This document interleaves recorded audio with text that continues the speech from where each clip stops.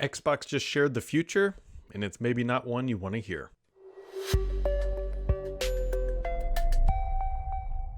Happy Friday, friends! The turkey bird is right around the corner. Black Friday deals will be showing up here in the very near future, and it's a second week here in November. A lot going on. Microsoft/Xbox shared a lot about the future. Phil Spencer doing interviews. We also got some ARM stuff happening on the Microsoft or the Windows side, I should say. So let's just dive in here. Hopefully you all had a wonderful week, and let's jump into the tech news. So the first thing up is that ARM ISOs are now available, although just kind of keep in mind that they may not be perfect. We don't know the whole driver situation yet, in how you get drivers for certain devices with the inbuilt stuff, I should say, the system on a chip and everything else.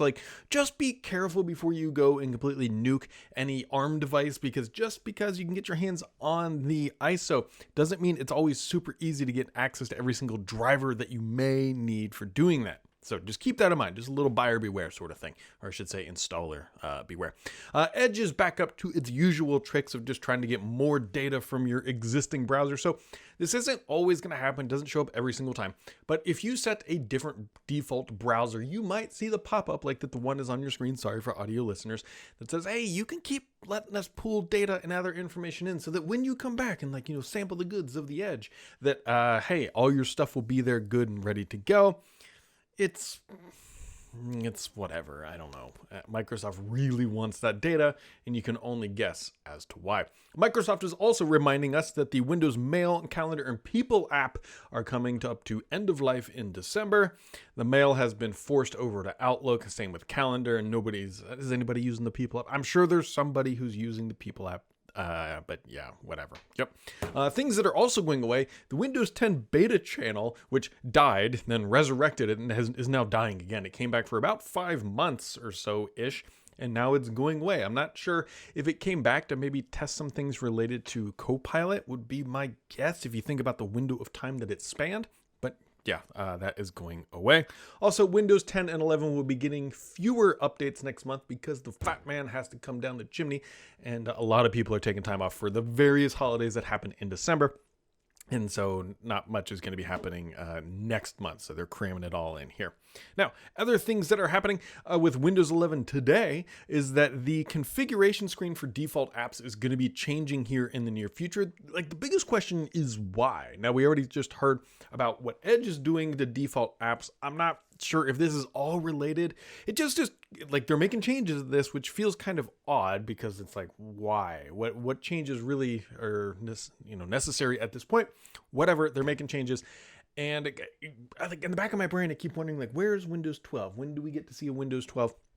Windows 12 would be cool, but here we are with still Windows 11 for Copilot plus PCs, and maybe we'll get a Windows 12 maybe next year, although nobody's really heard anything about it at this point. Now, when it comes to Microsoft and Xbox news, I think Xbox takes the gold crown this week, primarily because there was some...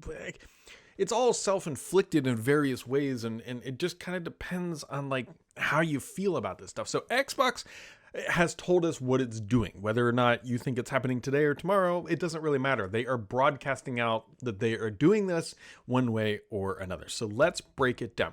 So Phil Spencer this week sat down for a series of interviews. GameFile, the notable one was Bloomberg of this week, and he came out and said, look, guys, there are no red lines about what games can go to other platforms. And the next-gen Halo, it's too early for us to decide, which, by the way, if they're already looking at the next-gen Halo and he's saying it's too early for us to decide, that means they've already considered that Halo could be going cross-platform, specifically over to the PlayStation side.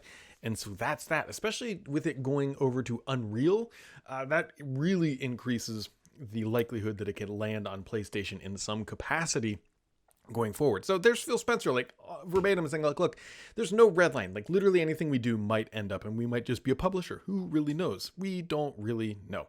And then there is this. So keep it in the back of your brains here. Games might go anywhere or whatever. And then there's this. There's a new marketing campaign that was announced this week, late in the week, I should say. What was it, on Thursday? Of basically the holiday campaign for Xbox. And this is an Xbox. And it's things that aren't Xboxes. It's phones, it's tablets, it's handheld. Now, they do show things that are actual Xboxes, but they're like, the point here is that every device is an Xbox these days. And like, you look at the timing of this with the statements that Phil Spencer has said, where he's like, look, our games might go on literally any platform at this point going forward. On the heels of that, Microsoft comes out and says, look, everything's an Xbox now these days. So if everything is an Xbox, then really nothing is an Xbox at the end of the day. But here's like some back of the brain thinking like, man, this is like poorly timed. It doesn't make a ton of sense if I'm like fully transparent here, because like everything is an Xbox. Well, the streaming platform and stuff isn't quite there yet. Like, we all know that streaming games doesn't include every single game that's an Xbox. You don't get the native experience, even on phones and tablets, everything else. It's streaming. It's not as good. Here's what I honestly think happened with this marketing campaign. And I think this makes a lot of sense. So if you remember, well, first off, to make a video like those who are on the video side seeing on the screen, it takes time, right? This isn't something that you just vomit out. You're like, it's end of August, let's make our video. Like, this is like probably 8-10 months, maybe a year in the making. You storyboard it, you get it approved, and you go through all that stuff. And then also this week, we learned this from Phil Spencer. He says, our Xbox mobile store will be on Android and iOS. Yeah, and then he talks about how they're still talking with the Call of Duty teams and everything else. It feels like the mobile store, based on what Phil Spencer is saying, is behind, right? So when they were planning this video, my suspicion here is that they were planning, when this was coming around, is that the iOS and Android Xbox game stores were already available for download. You got to remember, Sarah Bond was like, hey, it's coming in July. We're going to have it. And then all of a sudden, we're now in November, and the Xbox mobile store does not exist on these other platforms, probably in the way they thought it would when this video or this advertising campaign was created. So you can see the conflict here. It's like, oh my God, we just spent all this money making this video and this campaign, and now the mobile stores aren't there and we can't do it. Well, screw it. We have game streaming. That's good enough. Like, everything's an Xbox. And like, you can see how this kind of manifested itself over time. And I think that kind of explains this very awkward campaign where this is not selling consoles. I will be very clear about that, in my opinion. Like, nobody's watching this video and going, my phone's an Xbox. I should go spend $500 on one that sits under the TV.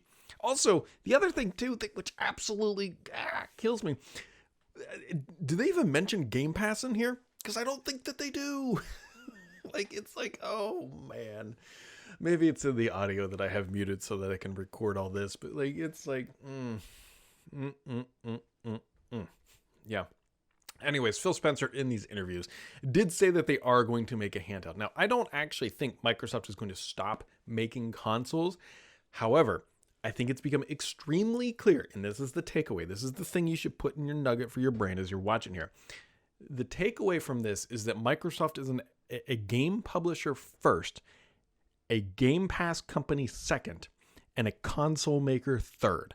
That is the priority order for Microsoft going forward, right? We publish games, we sell subscriptions, oh yeah, and we make consoles. And look at the messaging that is going to be coming out from Phil Spencer and company, and I think it aligns very heavily to this, right? We already have games can be anywhere. We already have everything is an Xbox console. And then we have, oh yeah, we're going to build a handheld in a few years, because this ad does not sell consoles.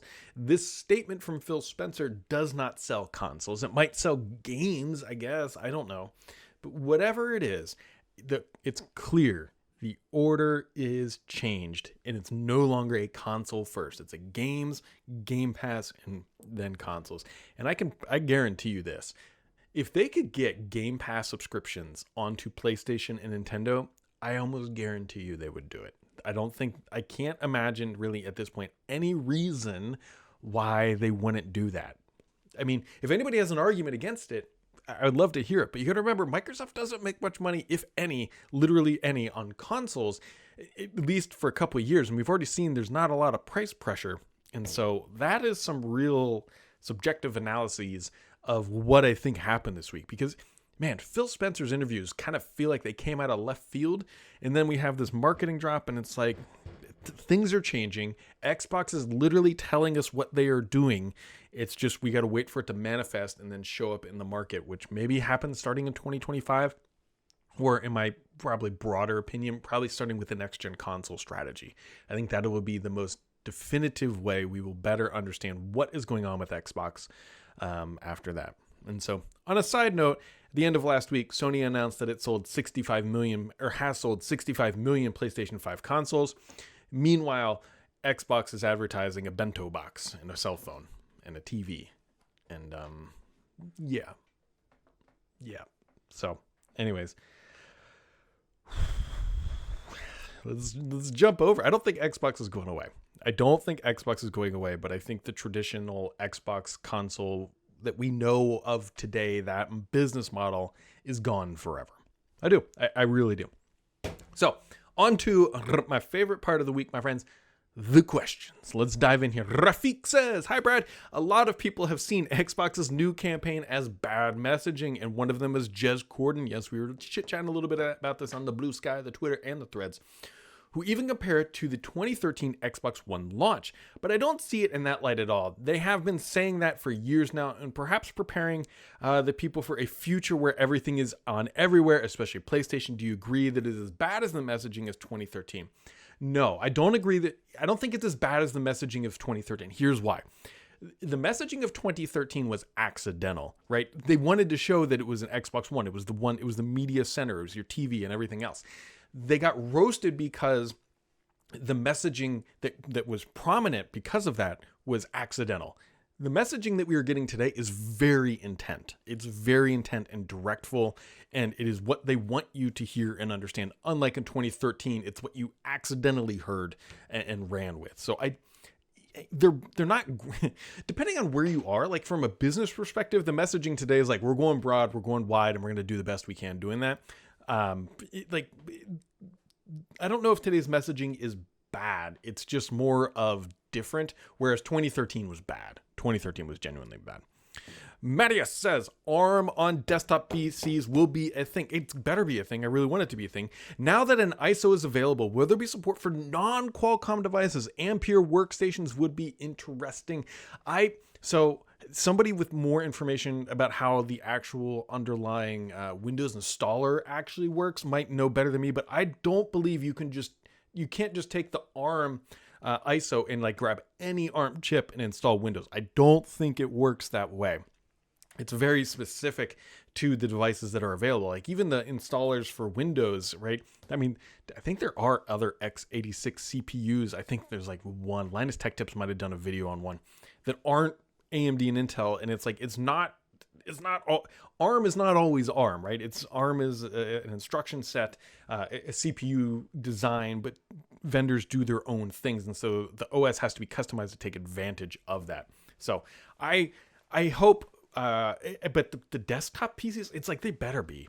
I don't know why they wouldn't. We almost got the ARM dev kit until it was like the HDMI port vendor dropped the ball, and Qualcomm's like, screw it, we're done. I do hope that we get them. So I hope that we get them in many form factors. I mean, Surface Studio would be super interesting, which might happen. So we'll see. We will see by the end of 2025. So Sydney2K says, hello, Brad. Seeing that we're seeing deep discounts in the premium versions of the current console generations, have we finally reached the maturity of this generation? Are we seeing deep discounts? So it does look like potentially a Black Friday deal is alive now for the Xbox Series X with a disk drive. The previous $500 one is now $50 discounted. So that is a discount. The PlayStation side, right, they just launched the Pro, and I believe maybe their outgoing generation might be a little bit discounted too. So the biggest problem with this generation is that we've never really reached a peak, right? Like games are still coming out for PS4. I don't know about Xbox One. I can never remember on the Call of Duty side. But this, I think somebody will voice quote this or whatever in like 5 years, like, see, Sam's was wrong. And it's like, no, like generations feel dead when it comes to consoles. And you can imagine the next generation console is going to come out, and it's like, yeah, what's it going to have that the Series X doesn't, or the PlayStation 5 Pro doesn't? Yeah, better graphics, better whatever thing sort of stuff or whatever. But we'll see. I don't know if we would call this one mature, just because you could, like, I think we're definitely past the halfway point. I think that is definitely a fair assessment, but this is like the lost console generation, if at all.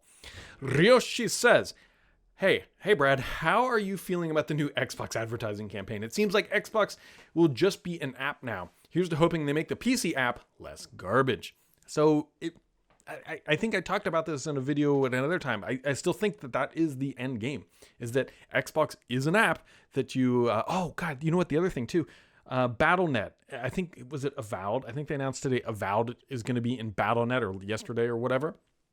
Like Microsoft is going to bring all this stuff in-house, like not in-house, but like I believe in one wrapper, and Xbox makes the most sense. Maybe PC is a little different, but I genuinely think there's at some point going to be an Xbox that you can buy that is just that. Like, you just open it up and there's just an app and it just runs, and that's how you play all your games, and then you close the app. And if they get to that point, which I think Microsoft of all companies has the ability to do, then what is a console?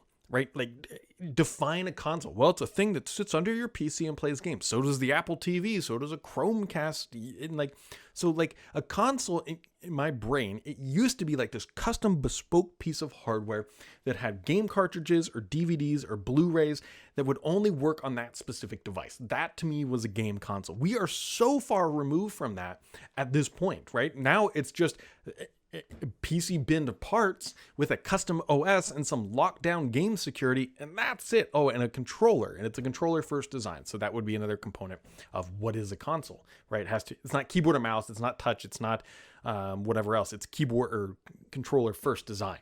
So you got controller first design, and then like everything else is just an app, a VM at this point. So yeah. Compunot says, oh, this is more of a rant, so I'm not going to read this whole rant, although I did read it all. He says, I'm amazed at Microsoft's complete negligence of Windows, and it's not just for desktops. I am deploying Active Directory certificate services in an offline environment using Server 22. Two notable issues have come up for me. First, the certificate issuing web interface requires Internet Explorer with ActiveX controls to function. Yikes. And then on Server 2022, he says, of all places, and then he says, second, I want to use Acme, whoever, to issue certificates to appliances. Would Server 22 support modern internet protocols? No. Yeah, and then he goes on about Office and Windows and everything else. Microsoft is, a mess is a wrong word, and it's like it's not even a genuine word to describe them, because they make so much money. But they preach a lot of things and then they do things on the other side. So it's like, I think this is a perfect example. Microsoft is built on legacy code. They have spaghetti code just like the rest of us, and they have a house of cards, if you will. And so updating things, like maybe getting rid of that ActiveX functionality, might be one of those things that's like, we could do this, but it's going to take us 6 years. It's going to take us 12 of our top engineers. And what are we going to get for it? And it's like, just let them use it. Just put them in a little whatever Edge tab thing and just be done. And so, yeah. And then Mr. PKI dropping a double dose questions to end the week. He says, I saw there was a strike at Bethesda. Yes, there was. Does this mean another delay? An excuse for Fallout 5. So there was a strike at Bethesda. I believe it was only one day where the union employees were upset about some outsourcing. And so there was definitely a strike. I don't think it's going to be a delay, and they were just making their voices heard. Microsoft issued some boilerplate generic statements like, we recognize and hear their opinions, and we will take the feedback into consideration and do nothing about it. I may have added that end part, maybe. And then Mr. PKI's last question of the week. He says, everyone is complaining about the replacement Outlook for the Mail app in Windows, but why do people not just buy and use the full Office 365 version if you need the best functionality? I could be wrong on this, but I thought that was going away eventually, because the last time I ran it, which was actually like a week ago, because we had a client who was using it with Start 11 v2 in an enterprise environment where they deployed it, and we had to help them just with some onboarding configuration, nothing major. And I believe there was actually a button in the top right corner that says use a new Outlook. And so that's what Microsoft wants you to use. And that's what Microsoft is forcing. But to directly answer your question, I think the real answer is that, well, first off, there's one roughly speaking, Microsoft, there's 1.5 billion people using Windows, and then there's like 300 million consumer subscribers, and we don't know what the commercial side is. Let's just say it's 200 million. Let's just say it's 300. You would still be like 900 to a billion people, 900 million to a billion people that would actually still be not using it. And so Microsoft would love to sign them up, but they're not paying for it. They're not paying for it. And so we'll just suffer the consequences. And yeah. Yep, I have dreams that maybe one day they will implement all the keyboard functionality that I need, but here we are, still talking about an email client that is known as Outlook. So, anyways, that wraps it up for this thing. I am actually recording this a little bit earlier because I'm going to go jump off now and play Black Ops. Season 1 has just dropped. There's a new map on Warzone. Area 99. Looking forward to trying that out. We'll have more next week. So as always, my friends, make sure to keep it subscribed here because the BS on this podcast is me.